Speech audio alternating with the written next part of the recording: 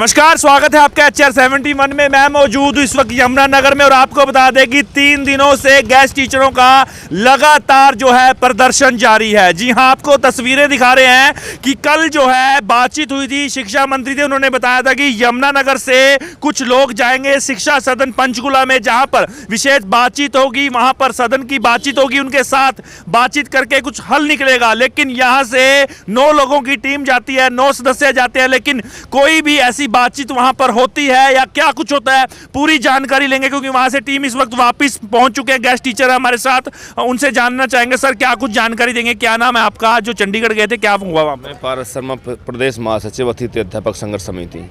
आज हमारी जो मीटिंग शिक्षा मंत्री के आदेश के अनुसार अमित अग्रवाल जी से और जे गणेशन जी से होनी थी, लेकिन दुर्भाग्यवश ना तो जे गणेशन जी आज ड्यूटी पर आए, छुट्टी पर थे, और ना ही अमित अग्रवाल जी अपने कार्यालय में पहुंच पाए। तो CID के माध्यम से लगभग 3:30 बजे हमें सूचना मिली कि आज ये लोग नहीं मिल पाएंगे आपको। तो शाम को हमारी पहले से शिक्षा मंत्री जी से मीटिंग तय थी। शिक्षा मंत्री जी से मिले हम, तो जो शिक्षा मंत्री जी ने कहा था कि पहले उन अधिकारियों से मिलकर आना, वही बताएंगे आपको कि क्या क्या हम आपके लिए कर सकते हैं। तो शिक्षा मंत्री जी को हमने अपनी मांगें रखी जो पहले से ही चली आ रही थी। तो शिक्षा मंत्री जी ने कहा कि जो बेसिक सैलरी की मुख्य डिमांड है आपकी, उस पर हमारा मंथन चला हुआ है और हम प्रयास कर रहे हैं कि हम इस तरफ कदम बढ़ा सकें। दूसरा, हमने बहुत बड़ी ज़बरदस्त शिकायत रखी कि जो गेस्ट टीचरों के पद हैं उनको खाली माना गया है ट्रांसफ़र पॉलिसी में, जबकि पिछले 5 साल में जब भी ट्रांसफ़र हुए हैं गेस्ट टीचरों के पदों को खाली नहीं माना गया। तो इस बात से शिक्षा मंत्री जी खासे नाराज़ हुए कि वास्तव में ये आपके साथ अन्याय हो रहा है। इस तरह तो आप हर साल आपके साथ ये होगा और आप फुटबॉल बनते नजर आओगे। जो ट्रांसफ़र वाली बात है, मैं इसको होने नहीं दूंगा। मैं पूरा प्रयास करूंगा कि गेस्ट टीचर ट्रांसफ़र पॉलिसी में इन्वॉल्व हों, शामिल हों।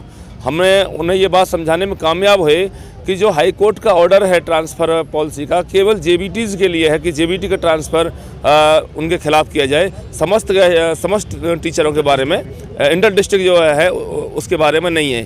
केवल इंटर डिस्ट्रिक्ट ट्रांसफ़र का हाई कोर्ट ने ऑर्डर किया है, तो JBT को उनके गृह जिले दिए जाएँ।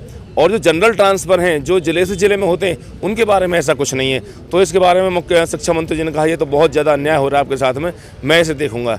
और उन्होंने कहा कि मेडिकल रीइंबर्समेंट का काम आपका चल रहा है और बहुत जल्दी वो फाइल मंजूर होकर पत्र जारी हम करा देंगे। शिक्षा मंत्री जी ने कहा कि आप उसको स्थान को छोड़ दीजिए।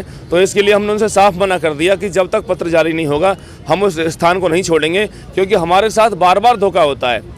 2018 में हमारे साथ धोखा हुआ जब खुद मुख्यमंत्री जी ने घोषणा कर दी कि आपको समान काम समान वेतन दिया जाएगा, और फिर दोबारा से हमें 30 अक्टूबर तक की एक डेडलाइन दे दी गई कि हम बेसिक सैलरी और सर्विस रूल आपके लिए लागू कर देंगे, लेकिन वो काम भी नहीं हो पा रहा।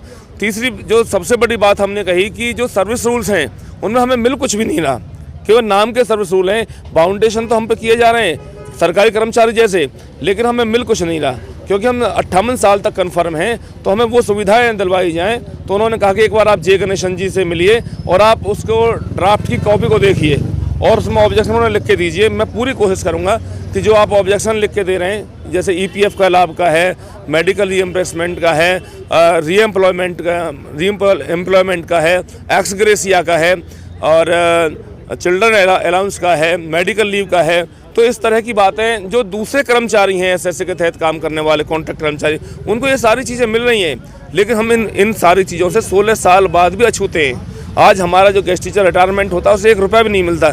तो उसके लिए हमने डिमांड रखी है कि एक मुश्त राशि कम से कम न दी जाए। तो शिक्षा मंत्री जी का जो रवैया था, तो क्या लगता है आप धरना फिर समाप्त कर रहे हैं? धरना किसी भी कीमत पर समाप्त नहीं किया जाएगा। जब तक पत्र जारी नहीं हो जाता धरना समाप्त नहीं करेंगे। तो जैसा कि आज यहाँ पर प्रशासन के अधिकारी भी आए थे, DSP आए थे, SDM भी आए थे। प्रशासन के अधिकारियों से मेरा आग्रह है कि वो हमें उग्र होने के लिए मजबूर ना करें। जहाँ तक ठंड की बात है, सर्दी की बात है, तो ये वाटर प्रूफ टेंट हमने 30 बाई 60 का लगवाया है। तो वो इसलिए लगवाया है कि ताकि हमारे साथी सुरक्षित रह सकें। और खुद प्रशासन को इस बात की चिंता थी कि आप ठंड के शिकार हो जाओगे, कोई मिस हैपनिंग हो जाएगी, तो बार बार वो इस तरह की बातें कर रहे थे। तो प्रशासन के सुझाव पर ही हमने यहाँ टेंट लगाने का काम किया। और प्रशासन से मैं पुनः आग्रह करना चाहता हूँ, हमारे ऊपर अनावश्यक दबाव बनाने की बजाय खुद वो मंत्री जी से बात करें और हमारी समस्या को सोल्व कराने में हेल्प करें।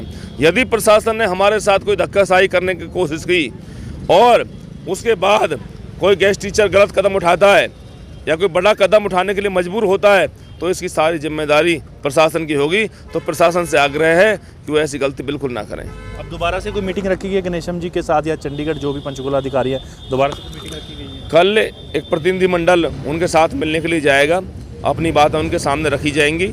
हम कोशिश करेंगे कि जल्दी जल्दी पत्र जारी हो, उनसे कहेंगे। और अमित अग्रवाल जी से मीटिंग का टाइम कल शाम तक शिक्षा मंत्री जी से तय कराएंगे।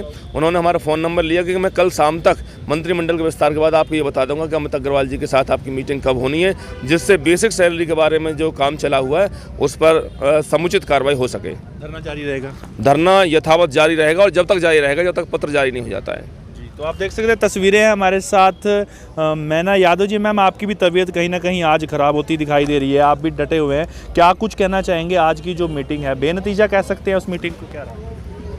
बस एक जो हमारी मांगे हैं और जायज़ हैं, 16 सालों से जो हमारा शोषण हो रहा है, मैं इतना ही कहती हूँ कि एक रास्ता हमारा ज़रूर सरकार के साथ वार्तालाप का जुड़ा हुआ है, ताकि हम उन जायज़ मांगों को जल्दी से जल्दी अधिकारी को लिखित लेटर है उसको पायजामा है वो पहना सकें। और हमारी जो महिलाएं हैं अपने बच्चों के साथ यहाँ दूर दराज क्षेत्र से 22 ज़िलों से यहाँ बैठी हुई हैं, वो अपने एक अच्छे सुख समाचार लेकर जल्दी से जल्दी अपने घर पहुँचे। इस कड़ी में आज हमारा एक शिष्टमंडल हम वहाँ गए थे, वार्तालाप चली, लेकिन कोई खास सरकार के द्वारा ठोस हमें लिखित वाला इस तरीके का कोई नहीं मिला। तो उन्होंने कल हमें दोबारा से मिलने के लिए बुलाया है। कोशिश जारी है सरकार की भी और हमारे द्वारा भी, लेकिन ये तभी संभव होगा जब हमारे यहाँ साथी स्थायी रूप से इस धरने पर बैठे रहेंगे और इसे स्थगित ना करें। और हम भी किसी भी कीमत पर, चाहे प्रशासन की तरफ से हमारे पास कोई भी नुमाइंदा दबाव डाले या किसी भी तरीके से हमें डराने की और धमकाने की कोशिश करें, हम अपनी मांगों को लेकर हैं। ये हमारी मांगें जायज़ हैं और लोकतांत्रिक तरीके से हम अपनी मांगों को सरकार के सामने रख रहे हैं। तो हमें इस तरीके से दबाया ना जाए, डराया ना जाए, क्योंकि हम टीचर हैं। हम ये जानते हैं कि किस तरीके से अनुशासन में रह के हम अपनी मांगों को मंगवा सकते हैं सरकार के द्वारा। हमारे प्रशासन अधिकारी हैं या हमारे बहन भाई हैं, इनसे हमारी कोई लड़ाई नहीं है, हमारी ओनली सरकार से लड़ाई है। प्रशासन से लगातार वार्ता जारी है, सरकार से आपकी वार्ता जारी है। हाँ जी। तो आगे क्या लगता है, कुछ नतीजा आ सकता है आप लोगों के पेपर? वो तो जी देखो समय ही बताएगा क्या होएगा। कोशिश जारी है और हम अपने रोजगार की लड़ाई के लिए तन मन धन से तैयार हैं। जब तक पत्र नहीं मिलता तो स्थान चेंज नहीं करेंगे आप लोग? हमारा स्थान यही रहेगा। धन्यवाद। तो ये आप तस्वीरें देख रहे थे यमुनानगर से, जहां पर लगातार गेस्ट टीचर का धरना आज तीसरे दिन भी जारी है। आज तीसरी रात है और लगातार अपने निश्चय के साथ जो है गेस्ट टीचर अड़िग हैं। जैसा कि उन्होंने बताया कि जब तक पत्र नहीं मिल जाता, पूरी लिखित आश्वासन नहीं मिला जाता, तब तक यहां से धरना जो है यहाँ से कहीं भी स्थगित नहीं किया जा सकता। एक्सक्लूसिव तस्वीरें आप लोगों तक लेकर आया था HR71 के लिए यमुनानगर से सरनजीत सिंह।